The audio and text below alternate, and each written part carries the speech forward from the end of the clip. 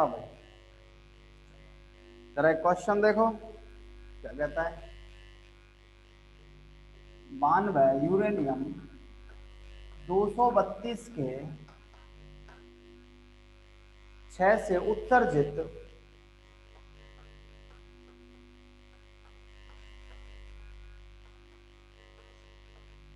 Alpha कण की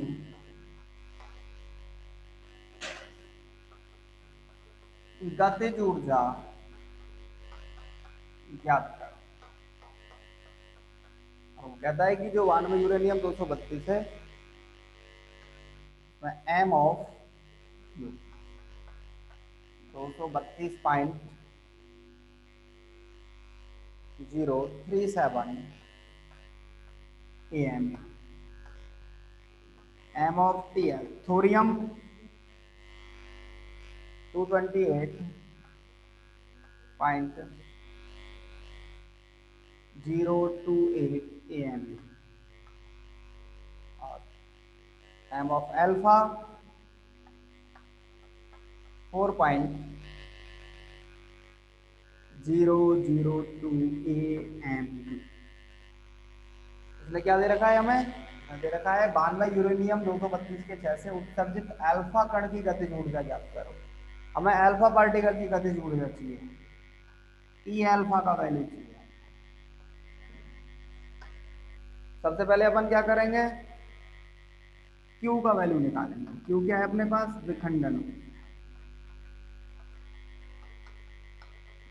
actually हमारे पास रिएक्शन क्या है, 92 यूरेनियम 232 ये विखंडित होता है तो एक पार्ट क्या बनता है, 90 थोरियम 228 प्लस 2H4।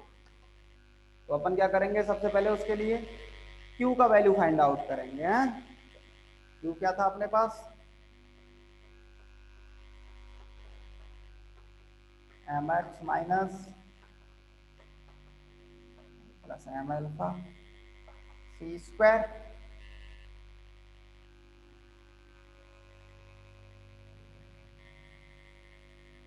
जरा Q का वैल्यू निकालो, क्या आता है, Q equal to M X का मतलब ये रहा 232.037 minus M by 228.028 plus M alpha 4.002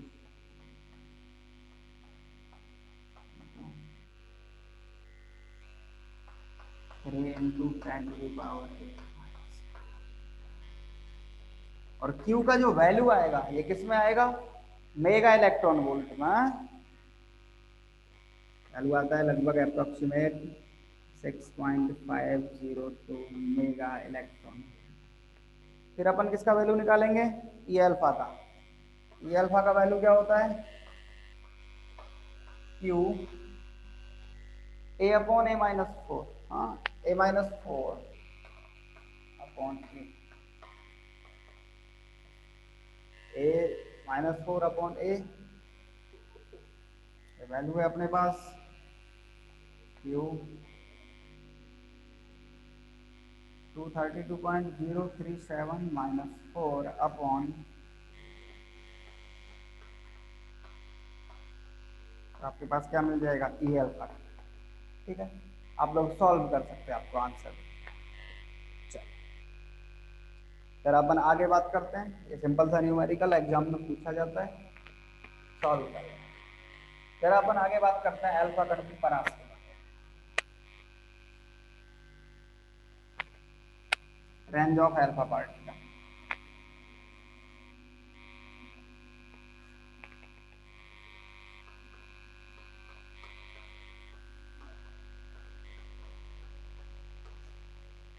alpha कण की परास,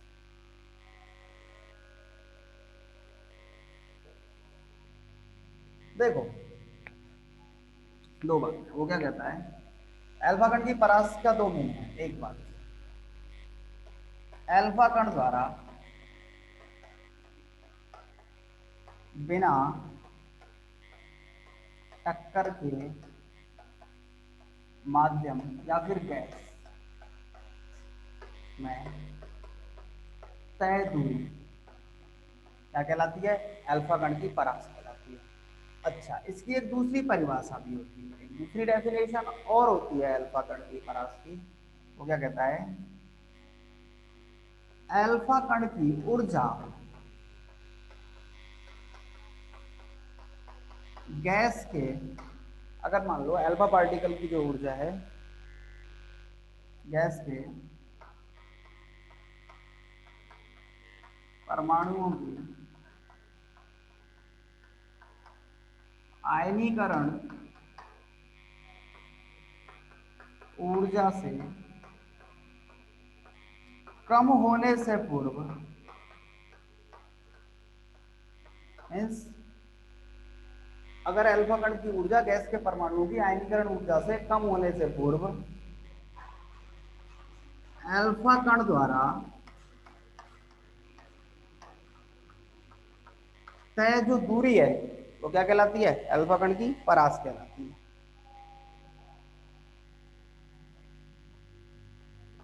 जनरली क्या होता है, अल्फा कण परास के बराबर दूरी तय कर, जो आयनित हीलियम परमाणु होता है धनावेशित परमाणु होता है, इसलिए 2 इलेक्ट्रॉन कैप्चर करता है, 2 इलेक्ट्रॉन कैप्चर कर हीलियम में कन्वर्ट हो जाता है। तो देखो, सबसे पहले काम की बात, अल्फा कण द्वारा बिना टक्कर के माध्यम में चली गई दूरी अल्फा कण की परास कहलाती है, या फिर अल्फा कण की ऊर्जा गैस के परमाणुओं की आयनन ऊर्जा से कम होने से पूर्व अल्फा कण द्वारा तय दूरी। मीन्स गैस की जो आयनन ऊर्जा है, आयनाइजेशन एनर्जी है, जिसके द्वारा आयनन होता है, इतनी एनर्जी चाहिए गैस के पार्टिकल को धनायन और ऋणायन में तोड़ दे या इलेक्ट्रॉन और धनायन में कन्वर्ट कर दे।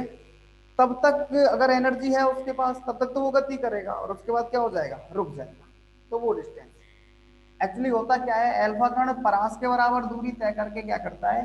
2 इलेक्ट्रॉन कैप्चर कर लेता है, क्योंकि टक्कर करता है तो इलेक्ट्रॉन और धनायन बनाता है, उसमें से 2 इलेक्ट्रॉन कैप्चर कर लेता है, किसमें कन्वर्ट हो जाता है? हीलियम गैस में कन्वर्ट हो जाता है। अच्छा, एक और काम की चीज अल्फा कण की परास से रिलेटेड, वो क्या कहता है?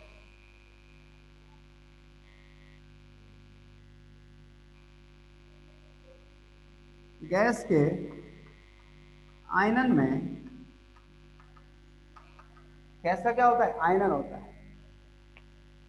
क्या करके गैस के आयनन के कारण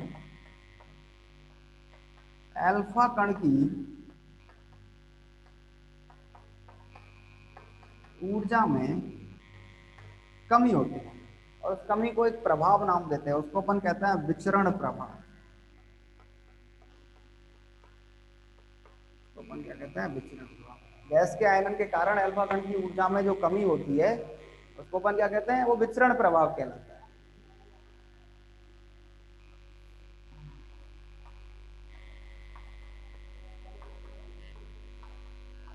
अल्फा कण की परास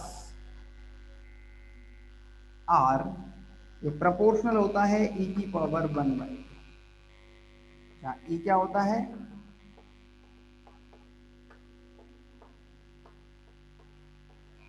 आयनीकरण।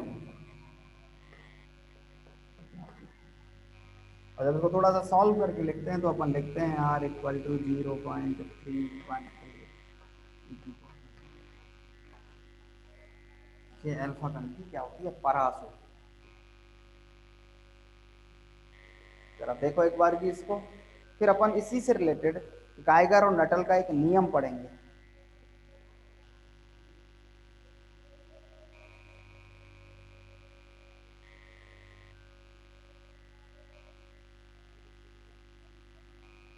अरे भाई, अपन क्या करना चाहते हैं? अल्फा कण की परास के बारे में जानकारी चाहते हैं। सुनो क्या कह रहा जा रहा है वो, अल्फा कण द्वारा बिना टक्कर के, जैसे मान लो अभी अपन जब 3rd यूनिट में बात करेंगे, हमारे पास एक आयनन कोष्ठ होगा जहाँ गैस भरी होगी, और अपन इसमें जब अल्फा पार्टिकल को भेजेंगे तो अल्फा पार्टिकल क्या करेगा, गैस के पार्टिकल को आयनित करेगा, जिससे क्या बनाएगा, एक तो इलेक्ट्रॉन बनाएगा और एक धन आयन बनाएगा। ऐसी कंडीशन हो, ठीक है। तो काम क्या है, वो कहता है अल्फा कण द्वारा बिना टक्कर के, पार्टिकल नहीं हो, बिना टक्कर के जितना दूरी तय कर ले, क्योंकि टक्कर करते ही ऊर्जा में क्या आ जाएगी, कमी आ जाएगी। तो बिना टक्कर के माध्यम में जितना दूरी तय कर लेगा वो क्या कहलाएगी, उसकी परास कहलाएगी, रेंज कहलाएगी। या फिर अगर अपन उसको एक वर्ड कहें कि वो मुक्त पथ भी कहलाती है, वो दूरी उसका क्या कहलाएगी, मुक्त पथ भी कहलाएगी, फ्री पाथ भी कहलाएगी। दूसरी परिभाषा क्या कहता है, वो कहता है अल्फा कण की ऊर्जा गैस के परमाणुओं की आयनीकरण ऊर्जा से कम होने से पूर्व जनरली एक इलेक्ट्रॉन और धनायन का युग्म बनाने के लिए 35 इलेक्ट्रॉन वोल्ट एनर्जी की आवश्यकता होती है। अगर मान लो आपने अल्फा कण किसी चैम्बर में भेजा है, किसी माध्यम में भेजा है, और अगर उसकी जो आयनन ऊर्जा है उससे कम हो गई गैस की ऊर्जा, या अल्फा पार्टिकल की ऊर्जा उस परमाणु की आयनीकरण ऊर्जा से कम हो गई, तो उससे पहले तक वो जितना दूरी तय किया, मीन्स उसने जितना आयनन किया, भाई मान लो अल्फा कण यहाँ से चला और यहाँ तक आयनन करता है, तो ये जो डिस्टेंस है ये उसकी क्या है, परास है, पूरी दूरी नहीं, जितनी दूरी वो क्या करता है, आयनीकरण ऊर्जा कम होने से पहले जितने में आयनन कर सकता है। और एक आयन युग्म बनाने के लिए लगभग 35 इलेक्ट्रॉन वोल्ट एनर्जी की रिक्वायरमेंट होती है। तो उस दूरी को अपन क्या कहेंगे, अल्फा कण की परास कहेंगे, वो अल्फा कण की परास है, रेंज है, ठीक है। तीसरी बात क्या कहता है, वो कहता है अल्फा कण परास के बराबर दूरी तय करके 2 इलेक्ट्रॉन कैप्चर करता है। एक्चुअली अल्फा कण इलेक्ट्रॉन जब धनायन बना देता है तो इसमें गति करता है, और अगर उसकी एनर्जी आयनीकरण ऊर्जा से कम होती है तो वहां जाके वो रुकता है, और वहां क्या करता है, 2 इलेक्ट्रॉन कैप्चर करता है। 2He4 +2 होता है अल्फा कण, हीलियम नाभिक होता है, 2 इलेक्ट्रॉन कैप्चर करता है और क्या कर लेता है, हीलियम परमाणु में कन्वर्ट हो जाता है। अब जनरली क्या होता है, गैस के आयनन के कारण अल्फा कण की ऊर्जा में कमी होती है, उस कमी को अपन एक नाम देते हैं, उसको कहते हैं अपन विचरण प्रभाव। तो क्या होता है, वो विचरण प्रभाव कहलाता है। अल्फा कण की जो परास है आर, वो प्रोपोर्शनल होती है e⁻1/2 एनर्जी के विक्रम के समानुपाती होती है। ई का मतलब आयोनाइजेशन एनर्जी, उसकी जो आयनीकरण होती है, और आर का वैल्यू होता है 0.318 e⁻1/2। ये अल्फा कण की जो ऊर्जा परास है उसका क्या होता है, फॉर्मूला होता है, ठीक। जरा देखो एक बार की, फिर आगे बात करते हैं अपन।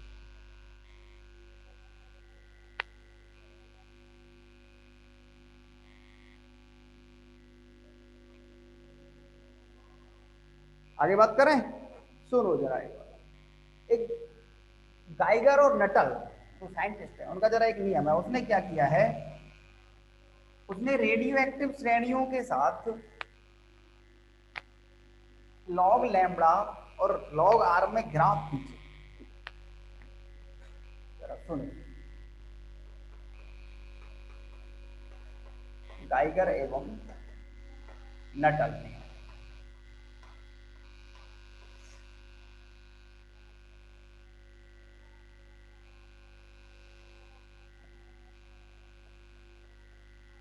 रेडियो एक्टिव सीरीज और रेडियो एक्टिव श्रेणी के जितने भी तत्व हैं, या फिर अगर अपन कहें अल्फा उत्सर्जक है,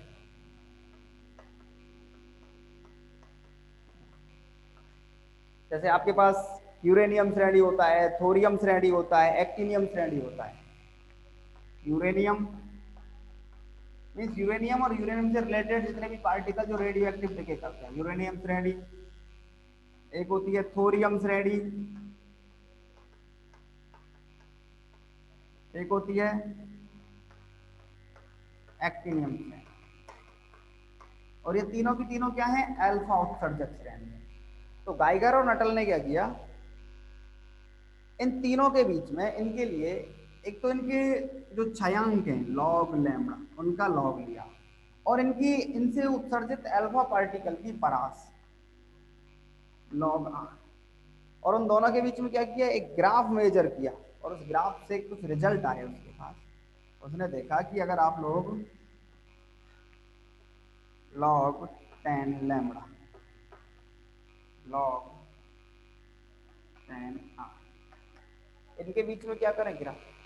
तो समांतर ढाल वाली या समांतर रेखाएं प्राप्त, ये यूरेनियम, थोरियम, ये एक्टिनियम, ये तीन श्रेणी है हमारे पास। एक यूरेनियम श्रेणी है, एक थोरियम श्रेणी है, एक एक्टिनियम श्रेणी है।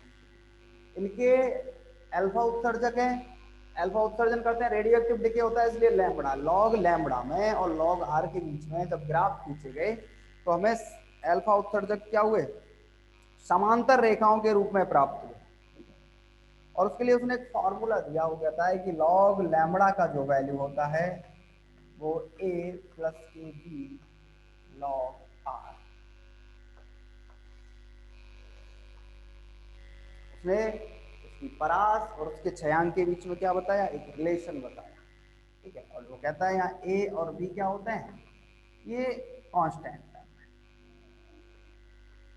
ये क्या है, गाइगर नटल का नियम। गाइगर नटल ने क्या किया, रेडियो एक्टिव जो सीरीज होती है, रेडियो एक्टिव श्रेणी कौन कौन सी, यूरेनियम, थोरियम और एक्टिनियम, इन तीनों श्रेणियों से जो अल्फा उत्सर्जक जो पार्टिकल हैं उनके छयांक लेके और उन अल्फा पार्टिकल की परास का लॉग लेके, दोनों के लॉगरिथम लेके उनके बीच में क्या किया, ग्राफ खींचे तो उसे समांतर रेखाएं प्राप्त।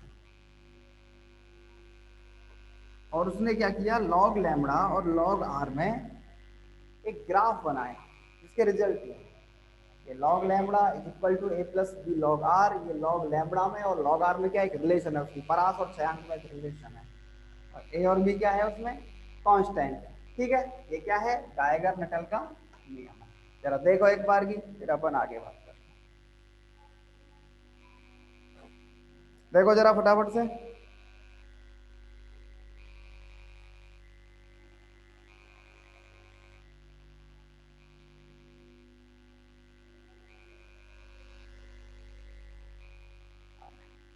अरे कुछ नहीं है, क्या है, देखो गाइगर नटल साइंटिस्ट हैं, उन्होंने क्या कहा, उन्होंने कहा कि रेडियो एक्टिव सीरीज, जो रेडियो एक्टिव श्रेणी के जो तत्व हैं, तीन तरह के तत्व हैं, एक यूरेनियम श्रेणी में आते हैं, एक थोरियम श्रेणी में आते हैं, एक एक्टिनियम श्रेणी में आते हैं, ठीक है। इन तत्वों, इनसे एक्चुअली जो अल्फा उत्सर्जक जो मिलते हैं हमारे पास, अल्फा एमिट करने वाले जो पार्टिकल हैं, अब अगर अल्फा पार्टिकल एमिट करते हैं कुछ भी, अगर रेडियो एक्टिव देखिए होता है तो उसका जो लैम्बडा होता है, छयांक, उसका लॉग लो, और अल्फा पार्टिकल जो उससे मिले उनकी रेंज का लॉग लो, और उनमें क्या बनाओ, ग्राफ बनाओ। तो जो ग्राफ होते हैं वो समांतर रेखाओं के रूप में प्राप्त होते हैं, ठीक है।